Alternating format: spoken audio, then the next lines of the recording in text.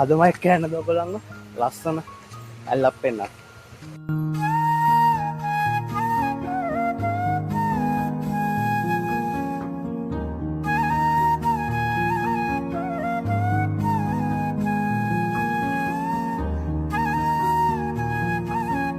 ඉතින් මේ තමයි ඇටඹේ ඇල්ල.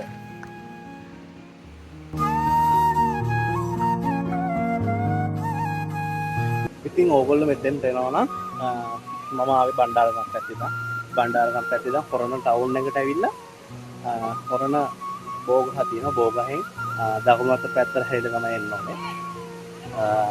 ඕගොල්ලෝ එතෙන්ට ඇවිල්ලා Google එකේ සර්ච් කරන්න ඇටඹේ ඇල්ල කියලා. එතන ඉඳන් කිලෝමීටර් මම හිතන්නේ විතර කිලෝමීටර් 30කට වැඩි ගාණක් තියෙනවා එන්න. අතරම සුන්දර ස්ථානයක් හොරණ ඉඳන් අපිට කොළඹ ආවට ඉඳන් අපිට එන්න පුළුවන්. ලේසියෙන් එන්න පුළුවන් සුන්දර ස්ථානයක් තමයි ඇටඹේ ඇල්ල කියන්නේ. ඕගොල්ලෝ පවුලේ අයත් එක්ක යාළුවෝ කට්ටියත් එක්ක එනවනම් ඕගොල්ලන්ට ඇවිල්ලා නාලා කරලා යන්න පුළුවන් හොඳ ස්ථානයක් තමයි. හොඳ දිය ඇල්ලක් හොඳ ඇල්ලක් තමයි ඇටඹේ ඇල්ල කියන්නේ.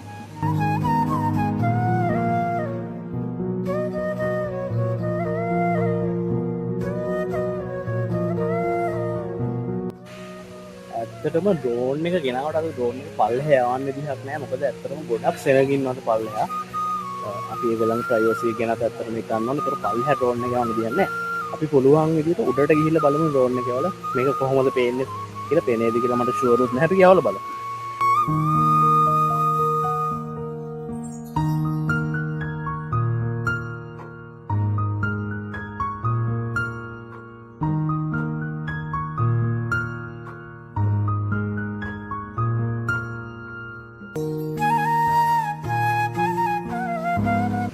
අපි අද ආවේ නත්තල් දවසේ. ඇත්තටම කිව්වොත් මාර සෙනගක්. ඒක පුදුම සෙනගක් තමයි මෙතන ඉන්නේ.